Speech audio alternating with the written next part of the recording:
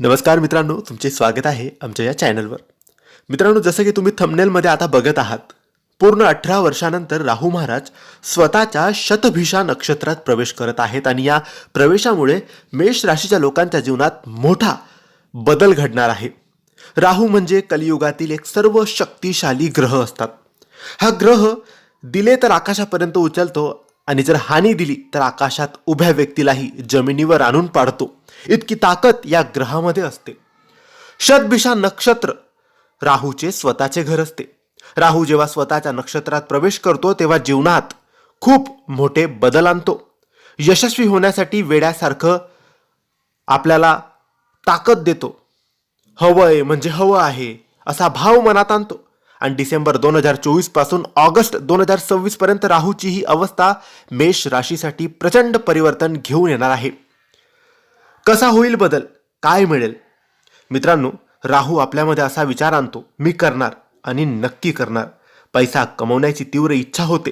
करिअरमध्ये मोठा निर्णय घेता येतो. व्यवसायात धाडसी पावलं आपण उचलतो. गाडी, घर, प्रॉपर्टी घेण्याची इच्छा वाढते. आय उत्पन्नात सुद्धा मोठी वाढ होते.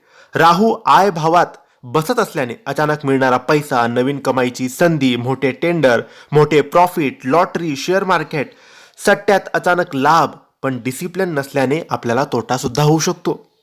मन, विचार आणि आत्मविश्वासात मोठा बदल होतो. राहू तुमचे आचार, विचार, वागणूक, आत्मविश्वास हे सर्व पूर्णपणे बदलून टाकतो. ओव्हर कॉन्फिडन्स टाळा, नाहीतर नुकसान सुद्धा होऊ शकते. आणि कुठे आपण सावध राहावे? राहू 100% शुभ कधीच नसतो. त्याची परिमाण शैली नेहमी टर्म्स अँड कंडिशन्स सोबत येते.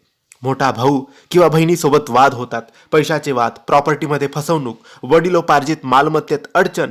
लहान भावंडांसोबत सुद्धा मतभेद होऊ शकतात. गैरसमज, नको त्या बोलण्याने वाद, प्रॉपर्टी वाद वाढणे.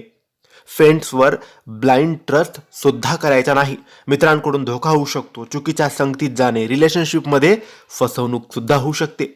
शेअर मार्केटमध्ये ओव्हर कॉन्फिडन्स टाळायला पाहिजे. लोभ यामुळे नुकसान होऊ शकतो. शॉर्टकटने मोठा फटका बसू शकतो. नियमांशिवाय गुंतवणूक केल्याने तोटा होऊ शकतो. विद्यार्थ्यांसाठी हा काळ सोन्यासारखा असू शकतो. हा काळ विद्यार्थ्यांसाठी स्पर्धा परीक्षा, UPSC, MPSC, पोलीस, बँकिंग, उच्च शिक्षण यासाठी सर्वात उत्तम काळ आहे.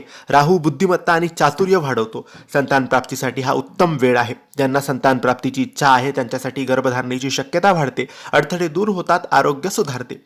विवाह व पार्टनरशिप, अविवाहितांसाठी विवाह योग निर्माण होतात. व्यवसाय पार्टनरशिपमध्ये मोठी वाढ होते, पण फसवणुकीची शक्यता वाढते. सावधानता खूप आवश्यक आहे.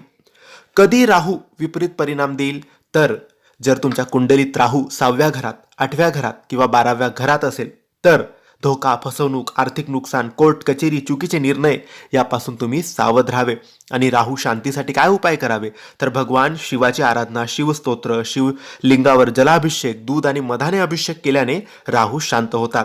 जर तुमच्या कुंडलीत राहू योग्य स्थानी असेल तर 2026 पर्यंत हे 2 वर्ष म्हणजे 2025 आणि 2026 हे वर्ष तुमच्यासाठी लाईफ चेंजिंग असणार आहेत.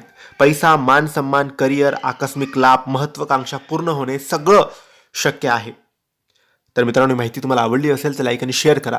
काही प्रश्न असतील तर कमेंट्सद्वारे विचारा. आमच्या चॅनलला सबस्क्राईब करायला विसरू नका. धन्यवाद. श्री स्वामी समर्थ.